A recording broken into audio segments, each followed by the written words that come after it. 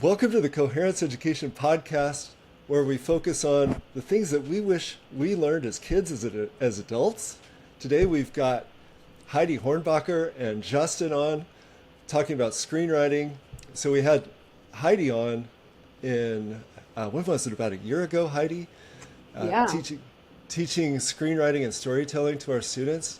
And one of the students was Justin, who has taken the ball and run with it and has been busily writing a screenplay over the last 3 or 4 months or so in our Genius Zone project room. So I wanted to have both of you guys on here to talk about this art of storytelling and creative writing and how to make these ideas come to life, which happens through screenwriting because screenplays get turned into movies and plays and that sort of thing. So welcome so much. Before we get started, I just want to tell you a little bit about Heidi and how we were so fortunate to have Heidi on as our teacher. So Heidi is a graduate of UCLA's screenwriting program and has written numerous features, treatments, and TV pilots for various studios and independent producers. She co-founded both the Slam Dance Script Clinic and Pagecraft, offering script coaching workshops and writing retreats in California, Italy, and online. And if you guys want to learn screenwriting, this is who you want to go to. Heidi's a frequent guest lecturer for Slam Dance, Roadmap Writers, Alameda International Film Festival, Coherence Education. We're going to have Heidi on this fall, again teaching screenwriting and storytelling to our students, and also Eastern New Mexico University's Department of Theater and Digital Filmmaking. Heidi has judged for the Slam Dance Film Festival, Screenwriting Contest, the Page Awards, Writers Lab, presented by New York Women in Film and Iris with the support of Meryl Streep.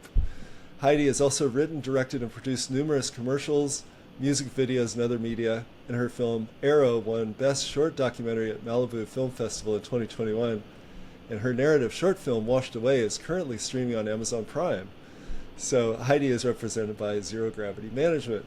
And so what makes me really excited about this is when I went to school, they would hire teachers, and a few of the teachers were amazing, and I'll remember them for the rest of my life. A lot of teachers were kind of medium, and a lot of teachers were really bad. We only tend to remember the really great ones and the really bad ones as adults, right?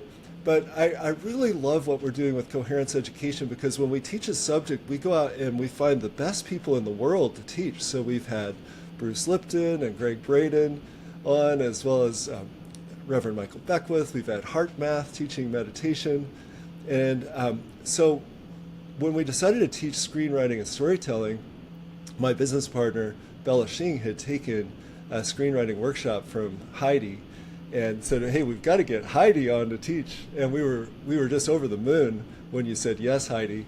And so thank you so much for teaching our class in the past and continuing to teach in the future. And I just wanted to start off and ask you, what was it like for you teaching the kids at our school? Oh my gosh, it was so fun. First of all, it was amazing to teach Bella several years ago now. She came with me to Italy, and I got to know her as a storyteller. And when she first approached me and said, we have this company called Coherence, and this is what we believe in, I was like, oh my God, that's amazing. I want to be part of this. So she challenged me, and then I met you, but she challenged me to create a curriculum for younger learners. And it was something I hadn't thought about. And realizing, their brains uptake information in a different way. They also understand story in a slightly different way. They haven't had I want almost overexposure, I could say, like the cynicism of people of our age, where it's like, you've been exposed to movies for X amount of decades and you think you know how it works. What I found with working with the kids was just an openness, open-heartedness, and open-mindedness for me to share tools and principles, and they just get it on a level that is so different from the way adult brains absorb information. And they would just come back to me, like I would share something with Justin and he would come back like, oh, you mean like this? Bam, bam, bam, bam, bam. And it would like have it sorted out, understood, like in a way that there's no pushback. There was no, well, wait, no, that can't be how it works. It's like, they're just like, okay, yeah. And they adapt it to their story and their style, and they come back with like the quote unquote answers, but like, just the here's what I'm going to do with that tool. And it was amazing because it was just, it always surprised me. It was sometimes like what I wouldn't have anticipated. Like if somebody said, my story is going to be, this person doing this thing in this magical place. And then I'd be like, okay, I think I know what that is going to be like. And then when they would come back with the story, it was completely different from what I had imagined. So I feel like they have a freedom to absorb the tools and then just really let them boost their writing and not be confined by anything. So that was just really fun for me to see. It's so amazing because kids still have so much confidence in their creativity and creative abilities, right? And a lot of times as adults, we start getting insecure about that because we don't flex our creative muscle as much as kids. So I just love seeing how creative kids are and how freely they express themselves too. So Justin, I just wanted to ask you, what was it like for you in the class? And obviously, it captured your imagination enough where you wanted to continue screenwriting after the class. So yeah, I would just love to hear how did it affect your view of storytelling and character development and creating your own screenplay? Yeah, that's something I really like to discuss. Uh, when I was younger, I always loved to read books just for fun, right? And so that gave me a great sense of how to develop your characters. Like it was just innate. So when I took this class, I kind of knew how to write. And you helped me elevate, Heidi. You helped me elevate my writing to another level. So I gotta thank you for that. What was it? The seven points of the story. 7 points, Yeah, sure. that really helped me. You sometimes you need a structure for your story, no matter how Yeah. creative you want to be with your storytelling. There's there's got to be some structure.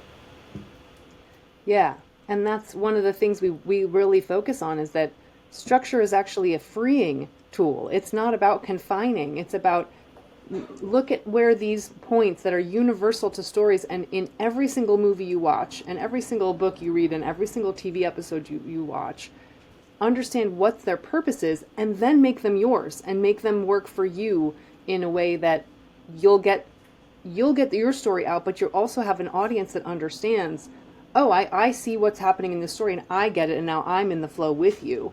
So it's we always talk about story. There's no such thing as good or bad. Story is either clear or unclear. And this is just a way of making sure your story is clear and so that everyone can get what you want them to get. Yeah, because you can be a great writer. You can be super creative, and you can think of everything like, I don't know, Henry the hippo goes to the moon, and he eats the cheese, because you all know it's made of cheese, right? That's right.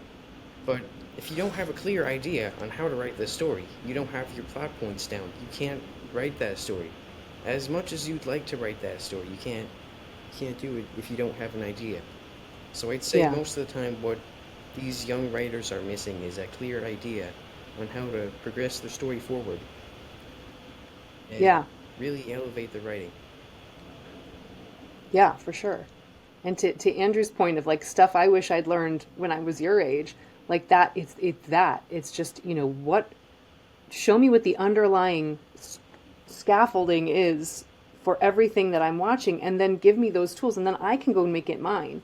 And I think I spent so much of my time as a young learner trying to resist being told how to do things and trying to reject those kind of what I saw as constrictions, and then not understanding that it was supposed to be there to help me, make my understandable, make understandable my adventure with Henry the Hippo going to the moon to eat cheese. Right, yeah. So that's been huge. Justin, I was wondering if you could tell us a little bit about your screenplay. What's it about?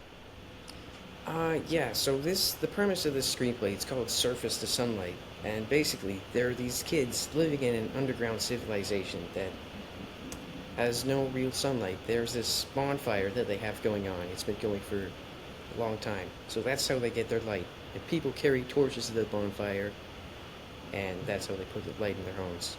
So these kids, that they think things need to change, and well, one day this opportunity comes.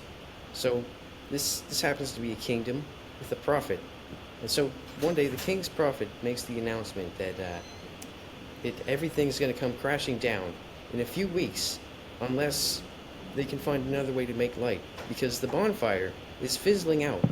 It's not going to work soon. And there's no more wood, right? There's no more way to get wood. They got all the stocks, they got all the wood they needed to, right, when they initially came down here. But now people have forgotten that. And so now everyone's panicking, except these kids. And one of them gets this crazy idea that what if they could go up? What if there's another way to get light above us, right? That's, you'd think he's crazy. But it actually starts working. They actually get within a couple miles of the surface, or even a couple 100 feet. And then the king catches up to them, because he doesn't like that. Obviously, somebody's got to steal all the fun away. And he wants all the credit for the idea for himself, so that he can claim he saved his kingdom. Because he feels his people don't trust him, they only listen to the princess, and something's about to go down there. I haven't finished writing that scene. I know how it's going to turn out in my head, but I don't want to spoil anyone. I love so much hearing the premise and hearing the story development up to this time, because I would hear little snippets, like when we're in the Genius Zone project room, about the scene that you're working on and kind of what's happening next. But it was really fun to hear the whole flow. You've got so many cool elements. You've got the ticking clock. They're running out of wood and light, and you've got the antagonist, the king, who's trying to get all the credit. And I just love how you've set all this up. Yeah, it's got a really high stakes and good, forces acting against each other, and desperation, which is what we all every story needs. Yeah. Sorry I kept teasing you with those little tidbits of the story, Andrew, but thankfully the screenplay is almost done. They only have 1 or 2 more scenes to write before. That's amazing. So that's great. So, it's going to be a short film, like 15 minutes to half an hour, that kind of range. So Wow, I hope I'm great. able to express all my ideas over that time length, but in the meantime, I'm just going to keep writing. Hope it turns out. That's awesome. Well, we're going to teach filmmaking again the quarter after we have screenwriting. So if you want to jump in there, you can work on your film at that time too, and also in the project room. So we can't wait to see this come to life. I wanted to ask you, Heidi, so we really believe that every one of us has our unique genius, and we also have a little compass inside that's pointing us to go in a certain direction. And I think a lot of what happens in life is we keep going sort of opposite of these types of things, and we kind of keep getting pulled back. And I just wanted to ask you, like, when did you know that you had a real talent for writing, and what was your relationship with writing like when you were growing up? That's such a good question. I knew I was a writer from the time I was very little.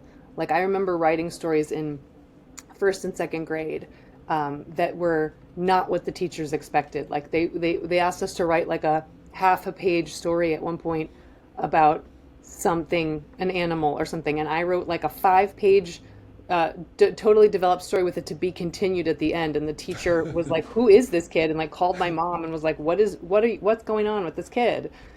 So like, I always knew I was a writer. I always knew I was a storyteller.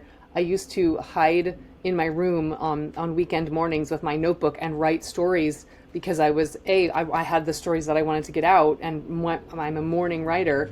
And also, if I did all my writing and stayed in my room, I didn't have to do chores, because that's what was happening in the mornings on the weekends. So I used to love that. And then as I got into high school and then college, it kind of got like beaten out of me in a way. It was like, you're never going to make it as a writer. Who do you think you are? Like, you have no, like, it felt like the access was being denied to that dream as a reality. And I took it to heart, and I basically, like, I did marketing. I did like marketing jobs where it's like, it's creative adjacent, but I wasn't being a writer, because I thought, well, I don't get to be that. I'm not those people. They're special somehow, and I don't know, I don't have that. And it wasn't until I was in my 30s when finally somebody was like, "Why are you waiting for permission for someone to tell you get to be a writer? Like, you there's nobody that's going to give you that permission. Like, you get to choose that you. So that kind of blew my mind, and I ended up moving back here to Los Angeles to go to UCLA screenwriting, and just that's it. From then, I've just been creating my own path as a writer. But I really, you know, I'm so envious of Justin getting this so young, and then knowing that you, A, you have the genius, B, you have the talent, and C, you can create that path for yourself. Because I look at how many decades I quote unquote wasted, not thinking that that path was open to me. And, how much further would I be along in my path had I stayed with it from middle school when I really believed I could. So, that's, and you can't regret, because there's like, who knows, my life, I had all the experiences that I now get to write about in those years. But, I'm happy for you to be able to like get this now and know it in your soul and keep it. Yeah, sometimes when the ideas are just spilling out of your head, you just gotta go out there and write for yourself. Exactly. Yeah. Well, this is so amazing to have this conversation with you, because I certainly had this as a kid as well. I really feel like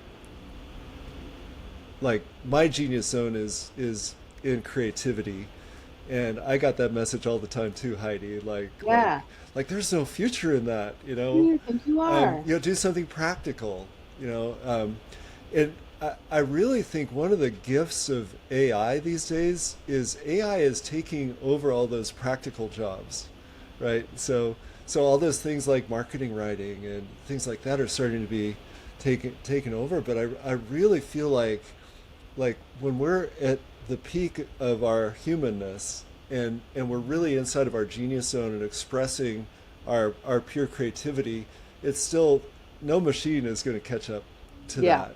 And so really at our school, that's why we're focusing so much on discovering that genius zone and helping kids really develop it. Also, while they're super learners, while their brains just want to create these connections. And when you learn something as a kid, it gets internalized so differently than when you learn it as an adult. Like think about kids who learn sports or instruments or acting or whatever it is. It just becomes a natural part of them moving forward. So we believe so much in kind of flipping the script, so to speak, about that type of thing. So when we have someone like Justin in our program, we just want to clear the path for you, Justin, so you can just go in that direction that you're naturally being pulled towards.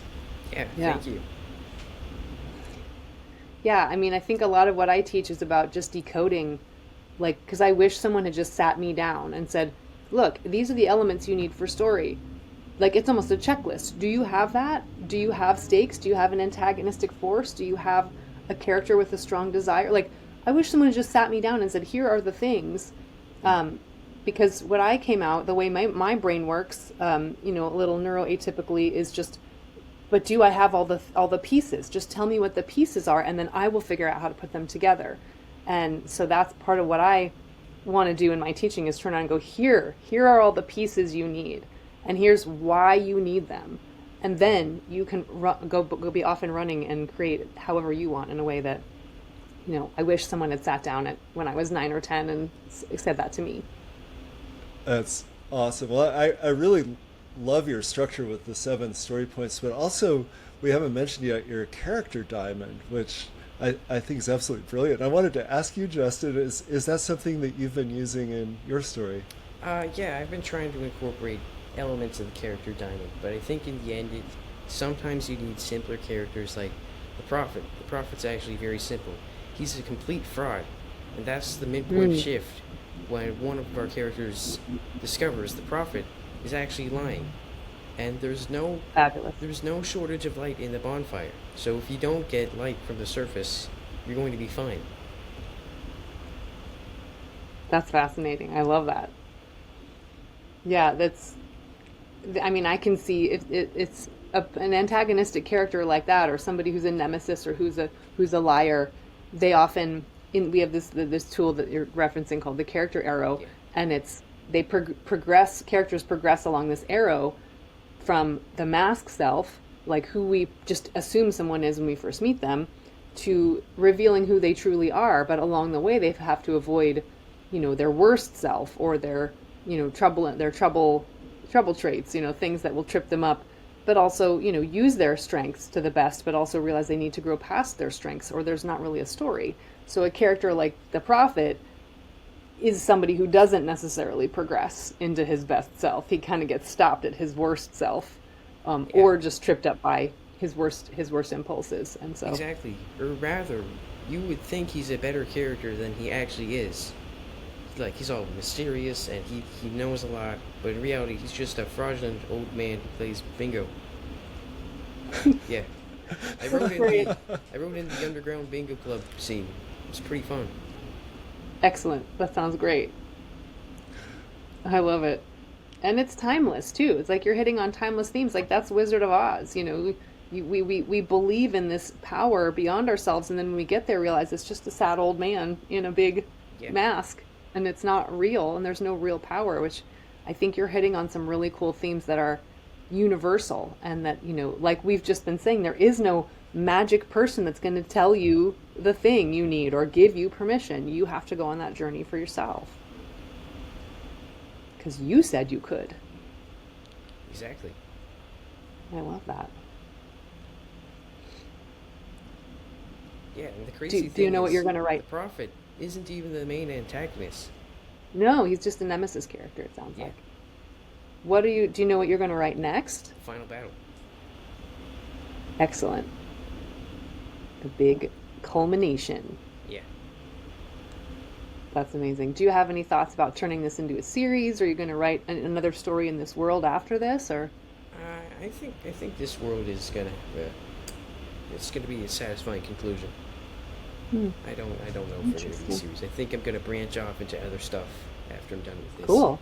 But first, I have to be done with this. Yeah. Gotta Well, I follow can't through. wait to read this thing when you're done with it. Thank you. Likewise.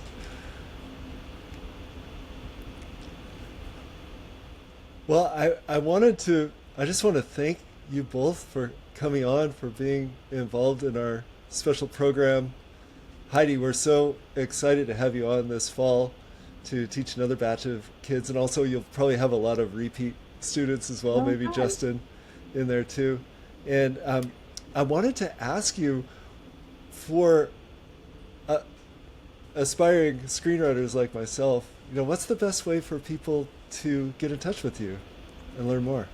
Well, I'm at pagecraftwriting.com, and same thing, we're on Instagram, pagecraftwriting, Twitter, same thing, and Facebook and LinkedIn. We're all over the place, and you can also find me, Heidi Hornbacher, on all those platforms as well. That's fantastic. And Justin, we're not going to be able to point people towards your screenplay or movie yet. Yeah. But we look forward to following your progress in life. And I know you're a very multi-talented person, playing sports and violin and studying math, and we just can't wait to see how you develop in life and how you end up wanting to express all the different types of genius that you have. So just want to thank you both so much for coming on. It was so much fun to talk story with you, and really, really excited to continue this discussion. Me too. So, Justin, I thank can't you. wait to see what you do. Thank you, It's Andrew, been for wonderful. having me on. Yeah, Fantastic good to see you. working with you too.